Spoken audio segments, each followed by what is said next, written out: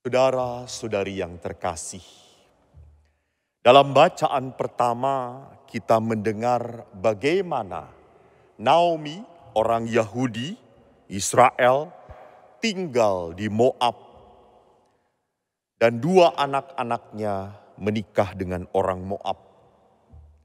Di saat suami dan dua anaknya meninggal, mereka tinggal bertiga, Naomi, lalu Orpa dan Rut. Orpa karena tahu bahwa Naomi akan kembali ke tanah Israel, Orpa mengundurkan diri. Karena memang dalam tradisi Yahudi, dalam tradisi lama tidak pernah bisa wanita saling menjaga satu sama lain. Harus ada pria yang menjaga mereka. Dan Naomi pun membiarkan Orpa kembali ke tangan keluarganya, biar dilindungi. Bahkan Naomi pun menawarkan hal itu kepada Rut, namun rupanya Rut tipe wanita yang tangguh, setia, punya kepercayaan. Rut dibawa ke tanah asing dan menyembah Yahweh. Dan orang-orang Moab menyembah dewa-dewa. Dan Rut setia pada kepercayaan yang dipegang oleh Naomi. Dan rupanya kesetiaan itulah yang membawa berkat bagi Rut dan Naomi. Anda tentu tahu ceritanya berikutnya, bagaimana mereka dilindungi oleh Boas, saudara dari Naomi. Dan Rut, kalau dilihat dari silsilah, adalah nenek moyang yang kelak melahirkan Mesias. Rupanya Mesias lahir dari keturunan beriman yang kuat, kesetiaan, dan akhirnya membuahkan berkat bagi hidup mereka. Dalam bacaan Injil, Yesus berhadapan dengan orang Farisi. Kita tahu orang Farisi kemarin-kemarin ini sudah dikatakan bahwa orang-orang yang sangat nasionalis. Orang-orang yang sangat membuat bait Allah sebagai center, pusat. Orang yang sangat merasa Yahudi sekali. Dan bagi orang Farisi, hukum Taurat itu dipecah-pecah sampai kurang lebih ada 600 aturan. Dan dari 600 itu dipilah-pilah mana yang paling utama, mana yang hebat, dan mana yang biasa-biasa saja. Maka orang itu diukur keimanannya, diukur kesalehannya berdasarkan apa? Berdasarkan ketaatan pada aturan. Jadi kalau orang itu sudah taatnya hebat sekali, dia melakukan kewajiban-kewajiban yang utama, dia itu tingkatannya saleh, dekat dengan Tuhan.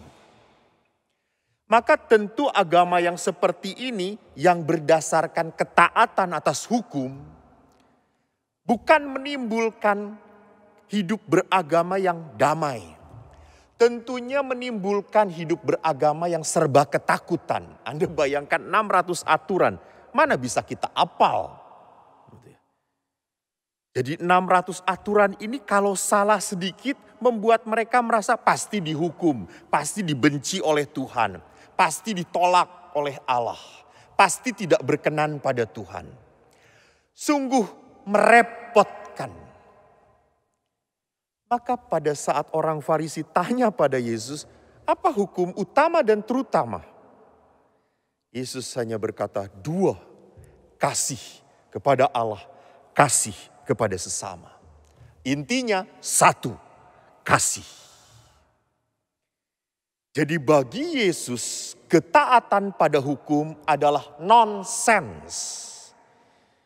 Ketaatan pada peribadatan adalah kosong kalau tanpa semangat kasih, tanpa semangat cinta. Hari ini kita memasuki novena.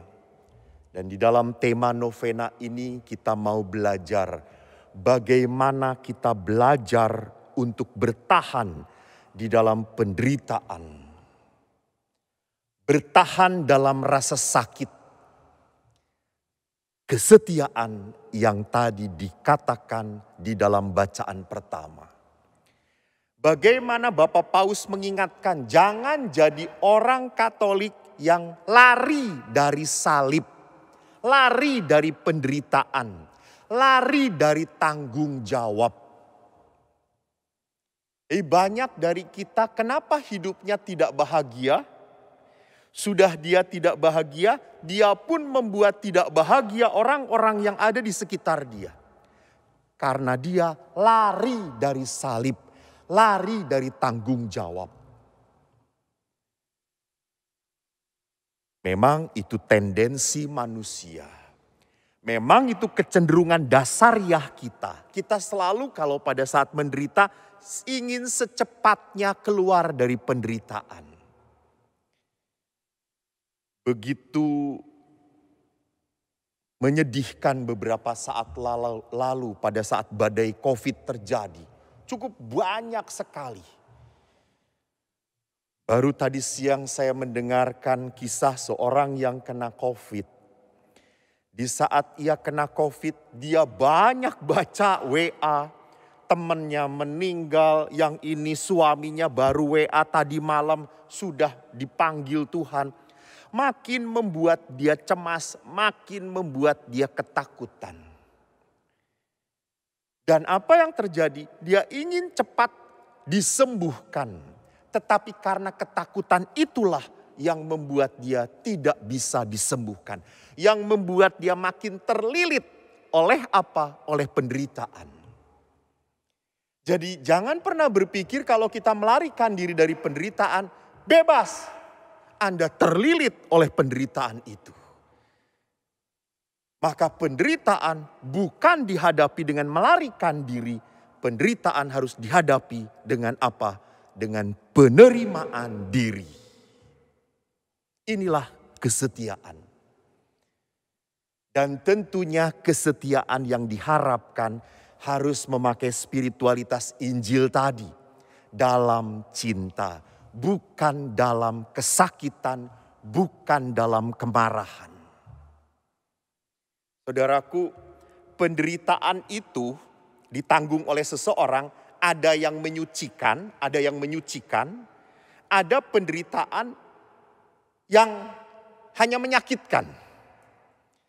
Kalau penderitaan yang hanya menyakitkan itu selalu diterimanya dengan ngedumel, marah, kok gue lagi? Kok saya lagi ditugaskan? Kenapa gitu ya? Bukan dia. Ini penderitaan yang diterima bukan sebagai sebuah berkat. Sebagai sebuah kesakitan. Tetapi pada saat penderitaan itu diterima sebagai berkat. Maka dia akan merasakan, mengalami kasih sukacita. Jadi bagaimana penderitaan itu dipakai oleh Allah sebagai alat untuk mencintai kita. Memang hal yang aneh ya, hal yang aneh. Kok Allah itu mencintai saya lewat kepahitan, kesakitan. Allah itu aneh.